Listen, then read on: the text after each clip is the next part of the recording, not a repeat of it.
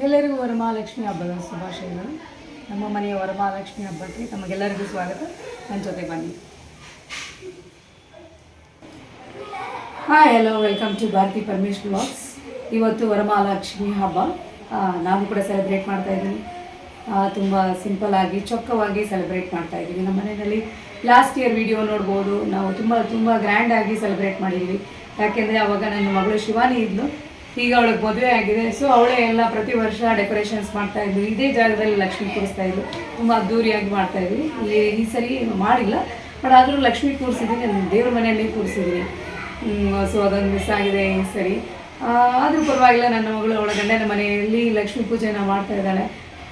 So ಹಾಗಾಗಿ ನಾನು ತುಂಬ ಸಿಂಪಲಾಗಿ ಮಾಡಿದ್ದೀನಿ. ತುಂಬ ಸಿಂಪಲಾಗಿ ಅಡುಗೆಗಳನ್ನು ಕೂಡ ಮಾಡಿದ್ದೀನಿ. ಸೊ ನಾನು ನಿಮ್ಮೊಂದಿಗೆ ನನ್ನ ಹಬ್ಬದ ಆಚರಣೆಯನ್ನು ಹಂಚ್ಕೋಬೇಕು ಅಂತ ಅಂದ್ಕೊಂಡಿದ್ದೀನಿ. ಸೊ ಹಾಗಾಗಿ ಬನ್ನಿ, ನಾನು ಯಾವ ರೀತಿ ಪೂಜೆ ಮಾಡಿದ್ದೀನಿ, ಯಾವ ರೀತಿ ಅಲಂಕಾರ ಮಾಡಿದ್ದೀನಿ ಅನ್ನೋದನ್ನು ನಿಮಗೆ ತೋರಿಸ್ತೀನಿ. ಹಾಗೆ ಯಾವ್ಯಾವ ರೀತಿ ಅಡುಗೆಗಳನ್ನ ಮಾಡಿದ್ದೀನಿ ಇವತ್ತು ಹಬ್ಬದ ಪ್ರಯುಕ್ತ ಅನ್ನೋದು ಕೂಡ ನಾನು ತೋರಿಸ್ತೀನಿ. ಸೊ ಹಾಗೆಯೇ ನನ್ನ ವೀಡಿಯೋಗಳನ್ನ ಲೈಕ್ ಮಾಡಿ, ಶೇರ್ ಮಾಡಿ, ಸಬ್ಸ್ಕ್ರೈಬ್ ಮಾಡಿ ಅಂತ ಕೇಳ್ಕೊತೀನಿ. ಬನ್ನಿ ನನ್ನ ಜೊತೆ ನಾನು ಯಾವ ರೀತಿ ಆಚರಣೆ ಮಾಡಿದ್ದೀನಿ ಅನ್ನೋದನ್ನು ನಿಮಗೆ ತೋರಿಸ್ಕೊಡ್ತೀನಿ.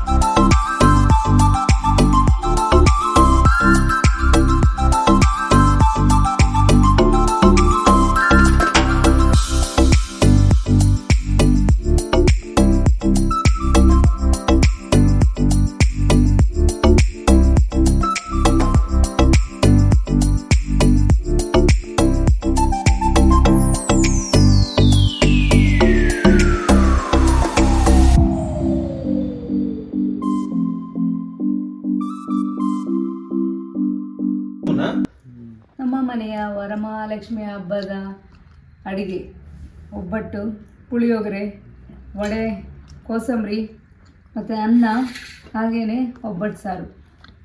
ಹೇಗಿದೆ? ತುಂಬ ಟೇಸ್ಟಿಯಾಗಿದೆ.